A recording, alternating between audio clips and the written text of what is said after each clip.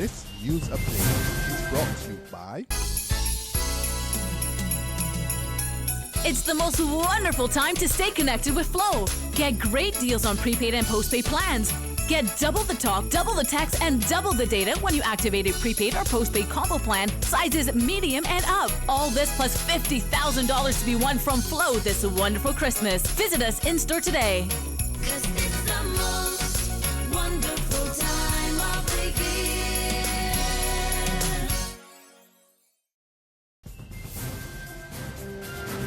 It's Thursday, December the 8th, 2016, and this is your Barbados Today afternoon update.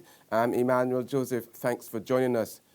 We begin with news that the Worthing Beach in Christchurch has been given the all-clear to reopen following concerns that the water may have been contaminated by sewage.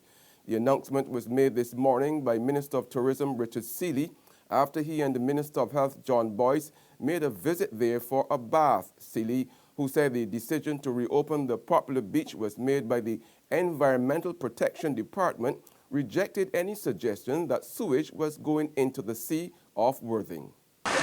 Tests that were done for bacterial content on Monday and Wednesday proved that at no time was the beach unsafe. So I would hope that this can put this issue to rest once and for all. If the beach is good enough for me, it's good enough for any of the 600,000 tourists that we have here this year. For that matter, good enough for all Barbadians. And Minister of Health Boyce admitted that not enough was being done by his ministry to counter the negative stories on social media regarding matters such as the sewage crisis. He promised to capitalize on the power of social media to get what he considered the correct stories out in the public. Even more and more important nowadays because of the power of social media. And our task is, of course, to respond and to respond with the facts. And certainly that is part of what we do in the Ministry of Health now too. Like anyone else, we have to get on social media and put the correct story out there. So if it's not out there yet, it will be, but I'm sure that Dr. Sundown will be certainly the reports that she shared with me indicate that this is being done.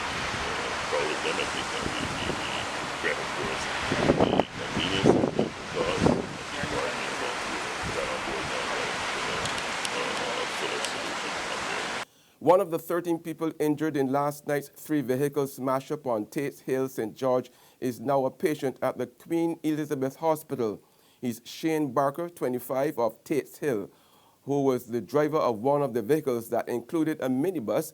A police spokesman, Acting Inspector Roland Cobbler, said Barker, the driver of one of the 2 cars involved, who had been reported in critical condition, is no longer in that serious condition. Most of the injured were treated at the scene. However, apart from Barker, 4 other people were transported to the QEH by ambulance for medical attention and discharged. A mass casualty situation had been activated. In sports now, opener Keaton Jennings hit a debut century as England reached 288 for 5 on a fluctuating first day of the 4th test against India in Mumbai. The Durham left-hander, called up last week, was dropped before scoring, but put on 99 with captain Alistair Cook, 46, and went on to make 112. Jennings, Mohin Ali, who made 50, Joe Root and Johnny Bairstow all fell to Ravichandran Ashwin. India led 2-0 in the 5-match series. There's regional and international news after this short break. Get your paper, get your paper. Only 225, 220. Who? For what? That's bare still news. I don't read about that on Barbados Today since last night. That can't only care do. 220. Who? The Barbados Today, news you can trust. What Maisie, this Christmas will be the best Belgian Christmas for we.